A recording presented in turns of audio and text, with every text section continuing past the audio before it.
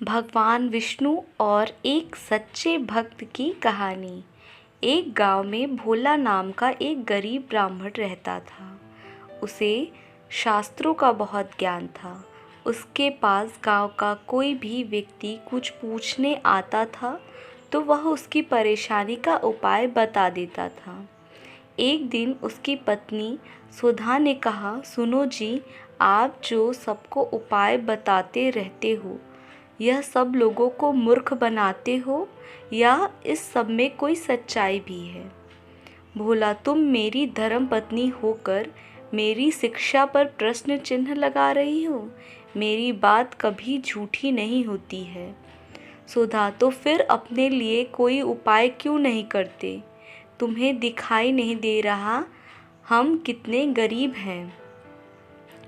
भोला, अमीरी गरीबी की माया तो मेरे श्री हरि जाने, लेकिन एक बात है, उन्होंने आज तक हमें भूखा सोने नहीं दिया। सुधा, एक दिन ऐसा भी आएगा कि गांव में आपको कोई नहीं पूछेगा, तब भूखा ही सोना पड़ेगा। इसी तरह भोला भगवान विष्णु की भक्ति में लीन रहकर गुजर बसर कर रहा था। तभी एक दिन उसके पास एक सेठ जी आए। उन्होंने कहा, भोला, मेरे पास बहुत पैसा है, लेकिन सुख भोगने के लिए संतान नहीं है। मेरा क्या कसूर है जो मुझे संतान का सुख प्राप्त नहीं हो रहा है?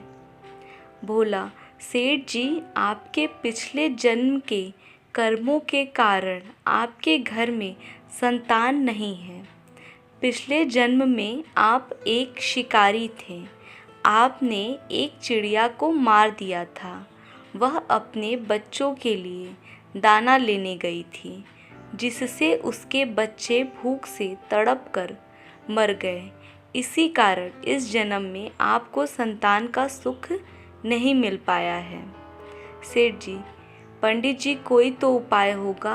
भोला, सेठ जी, जब आपके पाप कर्म समाप्त हो जाएंगे तो आपको यह सुख मिल सकता है। इसके लिए इंतज़ार करना होगा। सेठ जी, मैं आपका घर धन से भर दूंगा, किंतु मेरे घर में संतान होने का उपाय बता दीजिए। यह सुनकर भोला को गुस्सा आ गया। उसने कहा, तुम मुझे धन से खरीदना चाहते हो? चले जाओ यहाँ से। उसके जाने के बाद सुधा ने कहा, सुधा, जब वह सेठ धन देने को तैयार था तो तुम्हें क्या हो गया था? उसे उल्टा सीधा कुछ भी उपाय बता देते।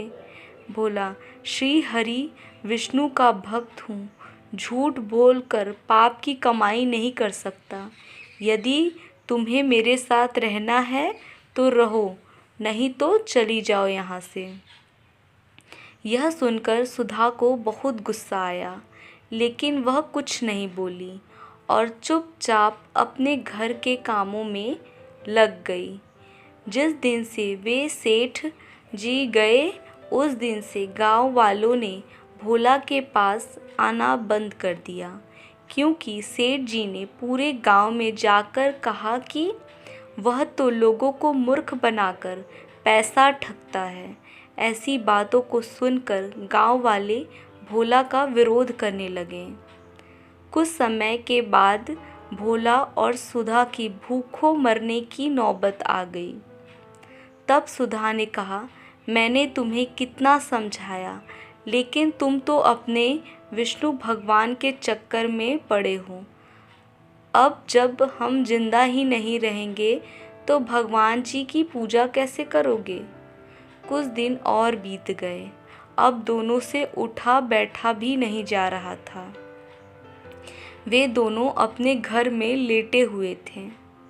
सुधा, लगता है मरने का समय आ गया है। भोला, मुझे तो लगता है भगवान से मिलने का समय आ गया है।